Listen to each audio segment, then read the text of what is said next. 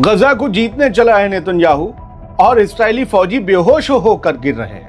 IDF की भारी बेइज्जती हो रही है, फौजियों की फैमिलीज खिलाफ हो गई हैं, लड़कियां तक बेहोश हैं, तबीयतें खराब हैं, क्यों बताएंगे।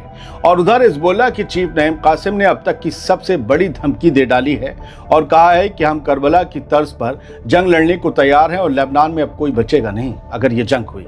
यानी कासिम ने एक बड़ी सिविल वॉर का इशारा दिया है। ये दो बड़ी खबरें मैं आपको सुनाने जा रहा हूं। सबसे पहले शुरुआत करते हैं पहली खबर से।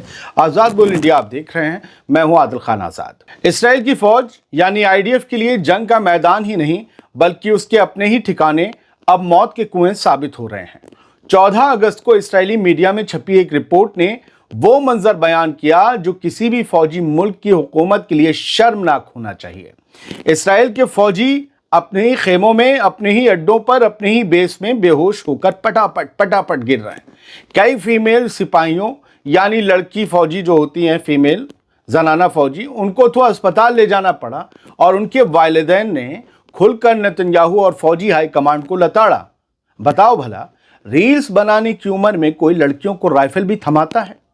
लेकिन थमा दी गई इसराइल में। इसराइली वेबसाइट जेफीड की रिपोर्ट क्या कहती है, जरा सुन लीजिए।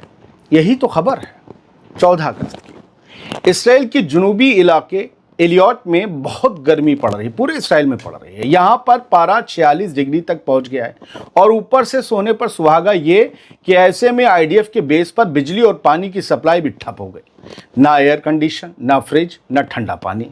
सिपाही खुली धूप और भट्टी जैसे टेंटों में तड़पते रहे और फिर बेहोश होकर पके हुए अमरूद की तरह पटाख से नीचे गिरे। इन माओं का कहना है कि नल का पानी उबलता हुआ निकल रहा है, गरम गरम। बर्फ तो दूर, पीने के लिए सिर्फ गुनगुना पानी मौजूद है।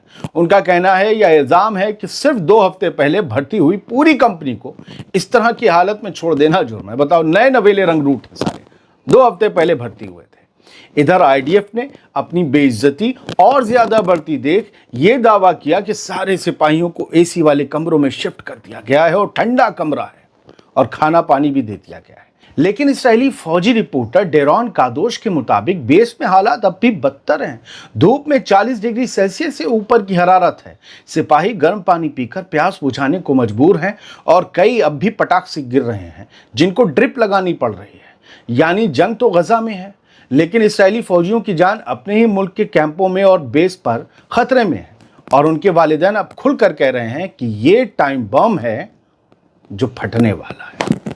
बताओ भला, जिस फौज के दम पर नेतन्याहू पूरे गजा को कब्जाने का ख्वाब देख रहा है वो उसी फौज को सहूलत तक नहीं दे पा रहा। ऐसा भी कहीं होता है भला?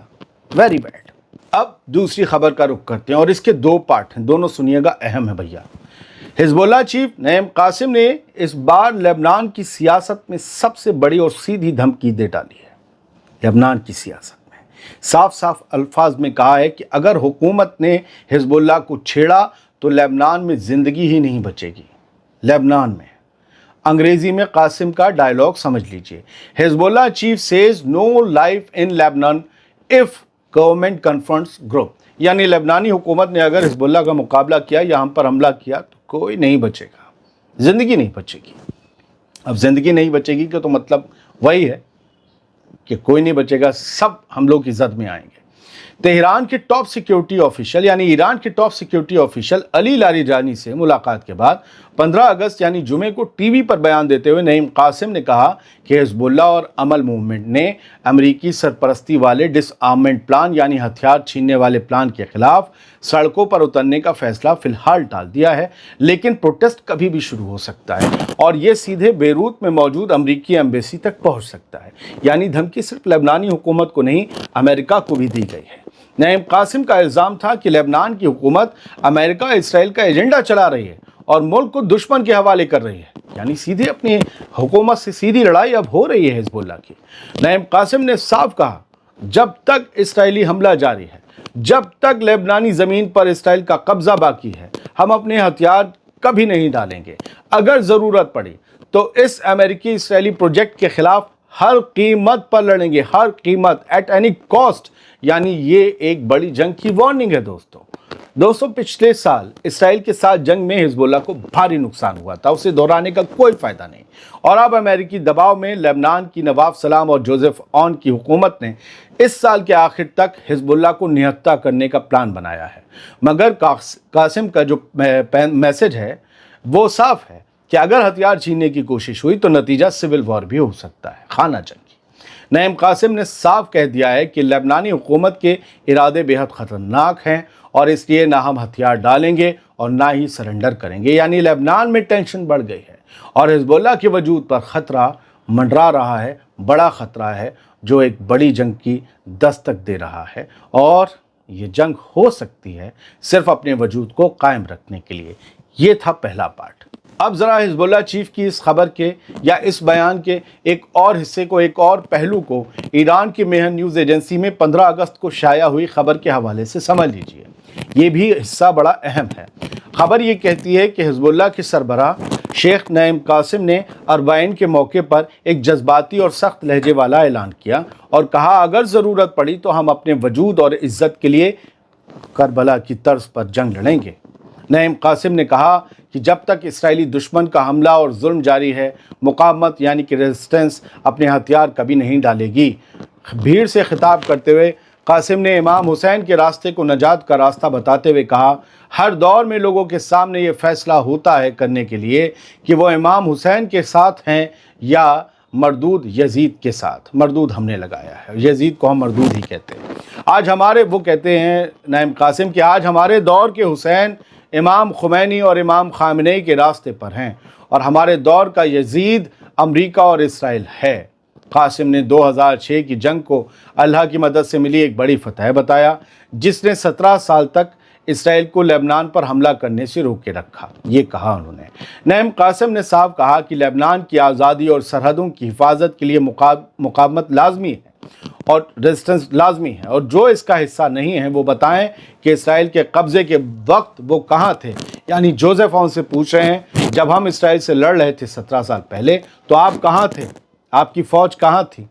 लेबनानी हुकूमत के हालिया फ़ैसलों पर हमला करते हुए नईम कासिम ने इल्ज़ाम लगाया कि हुकूमत अमेरिका इसराइल का हुक्म मानकर लेबनान को निहत्था करना चाहती है, यानी कि हिजबुल्ला को उन्होंने लेबनान से डिनोट किया, और ये मुल्क को गहरी तबाही की तरफ धकेलेगा। ये भी नईम कासिम ने कहा।